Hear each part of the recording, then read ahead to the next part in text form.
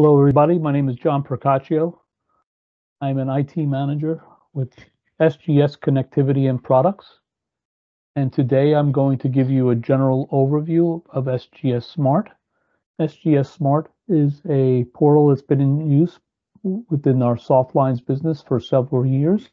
And over the last few months, we have had a project to globalize SGS SMART and migrate our customers that are currently using SGS Online Customer Portal into SGS SMART. It's an exciting time for us, so I'm happy to give a general demonstration overview of the system. What you see on your screen right now is the login page.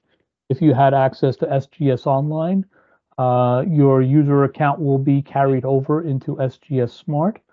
However, you will be required to set your initial password on your first login, and you could do that by entering in your email address and then use the I've forgotten my password link. Once you have your username and password set, you can log in to the application, and on login, that will navigate you to the home landing page.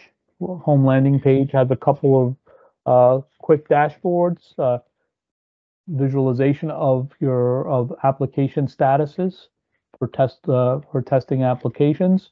You can expand these visualizations to include longer time periods, either by using the relative dates of last week, last month, last 6 months, last year, or of course you're able to use the calendar control to expand that based on month and year.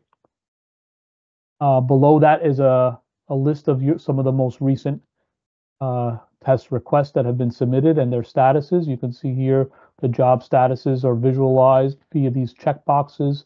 Different statuses, are represented by check marks as the job progresses. So you go from draft to submitted to application accepted to testing and then ultimately to report issued, right? And here, of course, you have some information about that particular testing application, and you could click on that to navigate directly to open up that application, and if the results are available, you can see that there. There's several different places that you could do that. There's a link here to make a new submission. Okay? There's also ability to do new submissions from the main menu as well as the application list from the main menu as well. And below we have another quick visualization that shows some status and some overall results of reports that have been issued. And here again, you can modify the date range to show different time periods. Of course, this is not real customer data. This is just some demonstration test account. So the data representation is not so great, but in your own environments, you'll see, obviously better results. Below here are some links as well. We could have a library with links to different documentation. There's a user manual link, and then there could also be some other customized links that are available based on your buyer program. Those can be discussed with your account manager as well. To submit a new application, most of this will be done by your suppliers, your vendors, and the applicants. But just to give you a quick look of what that looks like, you can go from here, choose your application, choose the business line, textile, hard lines, hard goods, or E&E. Choose the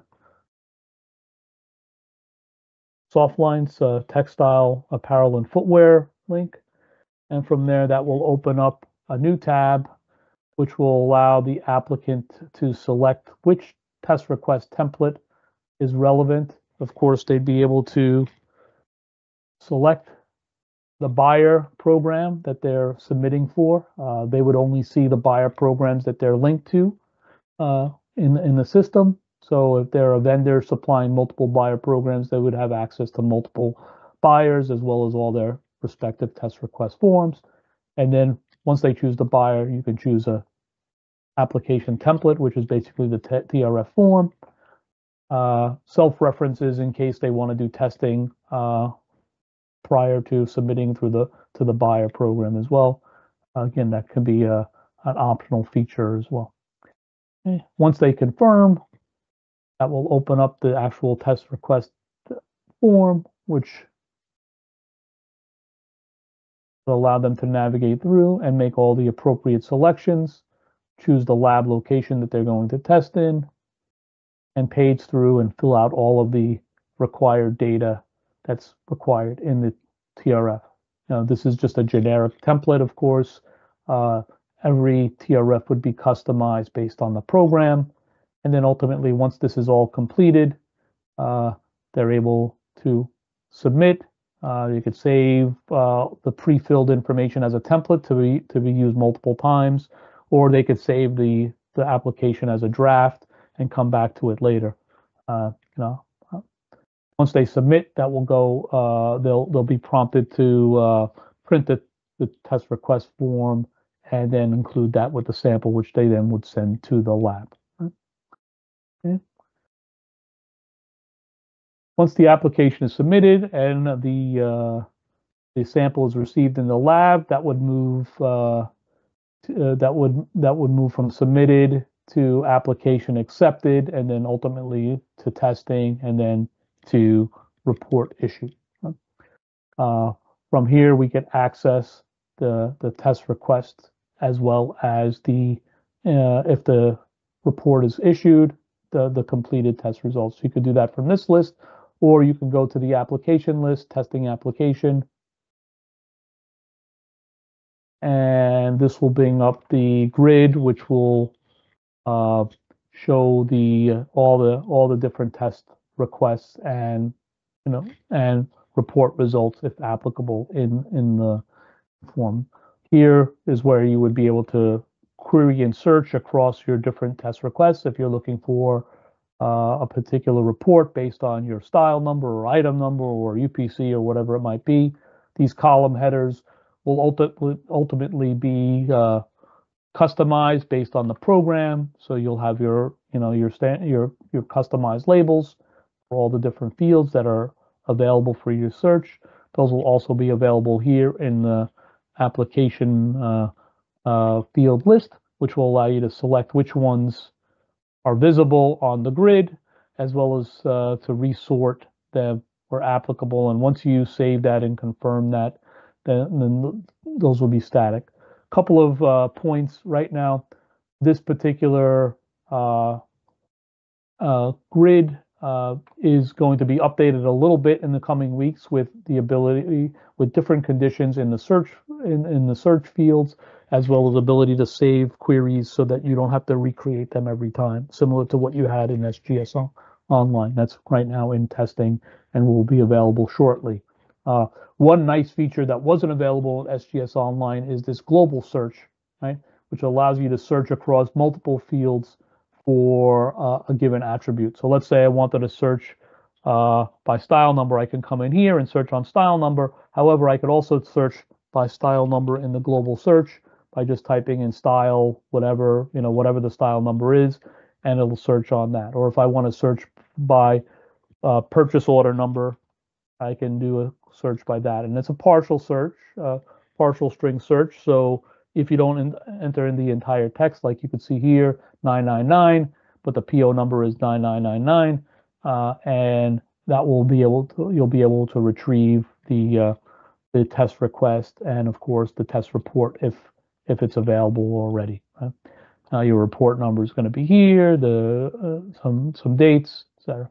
To view the actual detail, you can click on the TRF number, which is highlighted in orange, you can see, and that's the hyperlink. So you open up, and now you can see the TRF detail, all the fields that were collected in the TRF, as well as, of course, the test results as well. So you'll be navigated to the test request form, and then there's a tab for the test results. You click on that, and this will be, your overall rating, your start date information, your test line results, and of course the attached report. Additional information down here for additional documentation. The document list will contain the report, but it will also contain any other related documents that are associated to this request. That could include documents that are issued by us, such as a COC or any other related documents, as well as any documents that were uploaded by the applicant or perhaps during the disposition process as well, right? Disposition is available with the review conclusion functionality. It's available in this dropdown. Those review conclusion values can be customized based on your program. That can be managed by you as a company admin, or it could be managed by SGS for you. And of course, you could do disposition at the test result level as well as the overall report level. One other thing within SGS SMART that's a little different is that one test request can have multiple reports. That's not visible here, but it is feasible for us to have multiple reports associated to the same test request, right? So if that were the case, then you would see multiple tabs here for the different reports that were issued with the different results. That could be a number of different reasons why that might be. TRF is split across multiple reports, so there could be multiple versions, etc. So all that information is available here in the detail tab. Quotation and invoice are optional features. You can discuss those with your account manager. Okay. Out of the box, there are some basic reports that are available in the analytics view. The overall performance.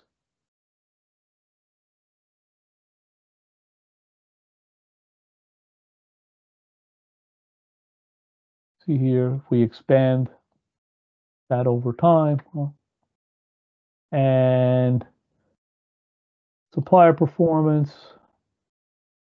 Now, these are just the basic reporting.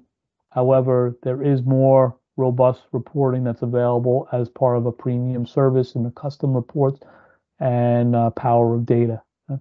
Those can also be discussed with your account manager. Go back to the application list.